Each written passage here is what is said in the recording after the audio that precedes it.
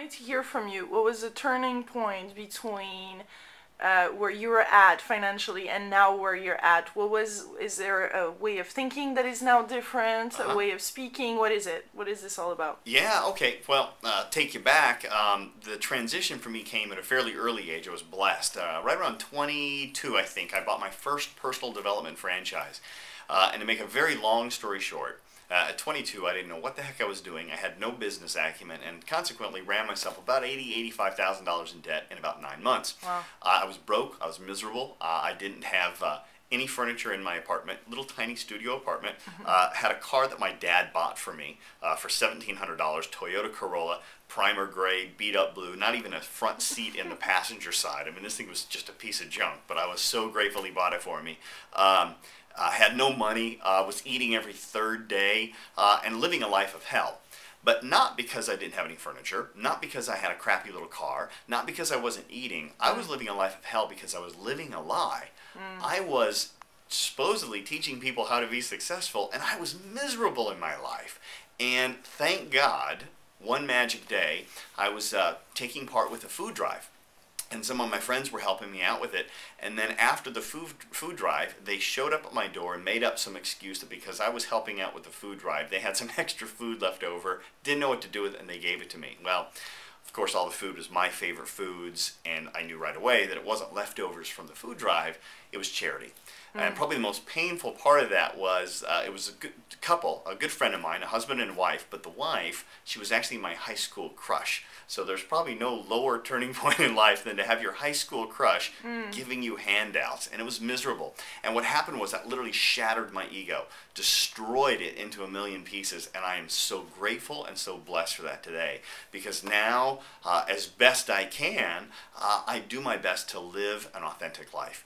Just be honest, be upfront, tell people, you know, if I'm having a bad day, I say I'm having a bad day. I don't sit there and go, oh, I'm having a great day, even when I'm not. I think there's, you know, the concept, fake it till you make it, I think has been overly abused in the personal development world. And what it's created is a bunch of people that are so fake out there. In fact, I often tell people, I say, the personal development world is probably one of the most artificial places next to Hollywood and politics, and maybe even more so than Hollywood, because at least Hollywood admits they're superficial and materialistic, where a lot of people in the personal development business are putting on this false persona that life is grand, life is great, you know. And I gotta tell you, if you have to sit there and brag about how great life is and then wonder whether or not your credit card's gonna get approved for lunch, life isn't great. It's miserable. You're in crisis mode. And I was in crisis mode for 9 months, living a lie. And you know what? I realized that just doesn't play. Doesn't work. And the biggest thing for me, and if I could share this with anybody, you've got to get honest with yourself. You got to know where you're at. You know, having a goal, having a destination is a great thing.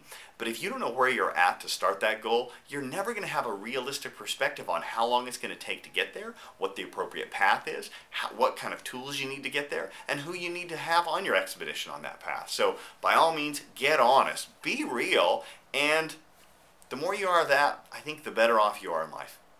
So you have to clean it up with people around you, and I certainly did. You know, I had to admit to people I was living a lie. I had to make some pretty painful phone calls. I had to move, and you know, and basically I lost the franchise. I had to go take a job working for somebody, and you know, that was the best thing I could have ever done because I needed that stability. And I think too many people in the personal development world try to encourage every single person to start their own business. Well, that's not everybody's destiny. Sometimes people like to work for companies, and when you can find joy and passion in working for a company, God bless you. That's wealth. You know, I got to tell you something.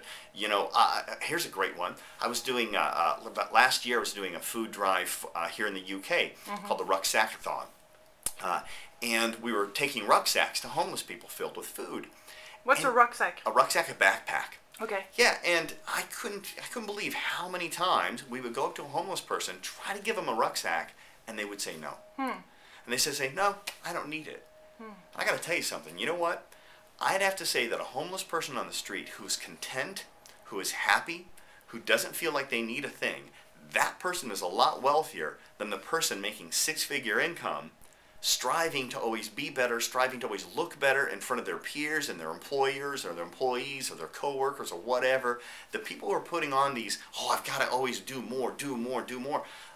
I got to tell you, there's something to be said for, you know what, stopping and appreciating where you're at. Enjoy the path that you're on. Yeah. Thank you. That You're welcome. was very insightful. Thanks. Yeah. Cool. Take care.